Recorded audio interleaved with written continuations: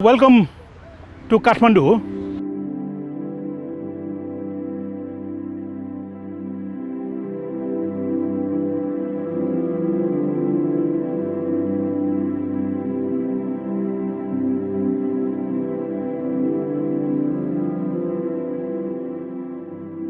We are going to stroll around Kathmandu, and so today what we are doing is strolling around the Rani Pokhri area.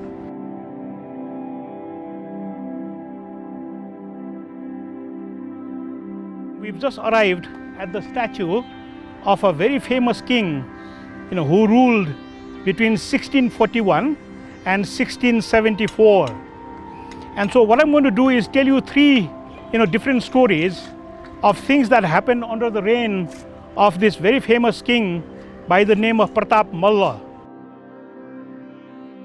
When, he was married, he had 5 siblings. So what he thought was he would start a system where he would advocate and then allow his sons to rule the kingdom for 1 year at a time. So this was a kind of internship, a mentorship. But then when his second son, and so his name is Chakravatendra Malla, so he took over the reign to rule for 1 year, and on the second day of his reign, it says that he was trampled by an elephant and died. So the queen, and her name is Bhuvan Lakshmi, was very sad and she became very sick.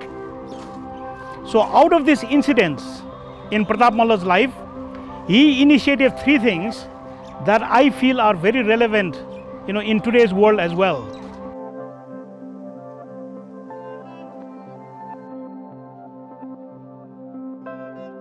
So the first thing was he wanted to show his wife, the queen, that she was not the only person who had lost a loved one in that year. And so started this festival called Gai Jatra, where every family, who had a loved one who died that year, had to basically take a procession in front of the ancient Hanumandoka palace, so that the queen would actually see how many other families were also mourning. Now this, in today's world, is what we need to understand as a census. Okay, so basically they were conducting a census. And so this is very relevant in Nepal's context today, because next year in 2021, Nepal is going to conduct a census. And so the message that we want to really convey to the world is that it is very important to measure or to count what counts. In 1670, what really counted was for the queen to know how many other families had lost, loved ones. And so the way the census was done was in a very festive manner, where each family took out a procession and they would go past the palace, so that the queen could actually see how many families had lost loved ones. So the lesson that we need to learn from there is the word empathy.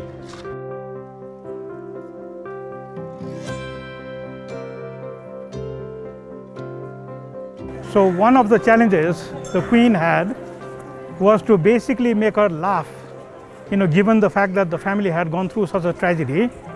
And so the king, thought of, why not give people about 7 days of complete freedom of speech, so that they could ridicule the king, they could ridicule the state, and then also expose the country, all the social ills, the injustice, that was happening in the country. So all of that could be, exposed. So the king basically, decreed that there would be 7 days of freedom of speech and freedom of press.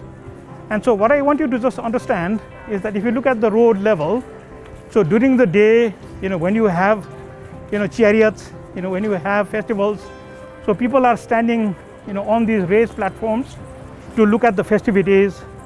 But at night, you can imagine the people would gather in these spaces, and then these raised platforms then became the performing, spaces. And so there was complete, freedom of speech.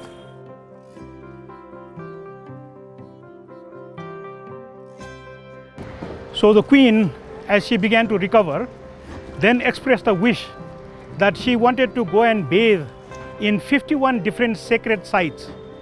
Now this is where Nepalese are very practical, and so when you travel across this country, you will come across places called Dobhan. And so Dobhan is a place where two rivers meet. Or you will come across places called Triveni. And so Triveni is where three rivers come to meet. So there are such sacred sites all over Nepal, all over South Asia. And so the Queen expressed the desire to visit 51 of those sites. So she was sick and unable to travel. And so look what the king created in 1670 was a pond which he named after the queen. So it's called Rani Pokhari, or the Queen's Pond. The Queen's name is Bhuvan Lakshmi. And guess what the king did? He sent people out to the 51 sites, collected water from all these 51 sites, and then brought it here so that the Queen could take a ritual bath, which basically represented her having actually visited the 51 sites. So this is an amazing pond built in 1670. And so the inscriptions around the pond basically show that it was constructed in the Nepali Sambat 910, which then translates into 1670 AD. So King Pratap Malla's son, so Chakravartindra Malla, passes away. So Bhuvan Lakshmi, the queen, is very sad. And so out of this sadness, three things came about in Nepal. So the first is the idea of doing a census by having every family with somebody dying or dead marching past the palace. The second is basically a week-long time of complete freedom of speech, where you could say anything you wanted as long as you could make the queen laugh. And then the third is the building of the pond, where all the water from the sacred ponds were put together, and basically the queen could take a bath and heal herself. So in today's world of COVID-19, where people are trying to cope with death, so these are very amazing lessons that we can learn and then preserve it for the future as well.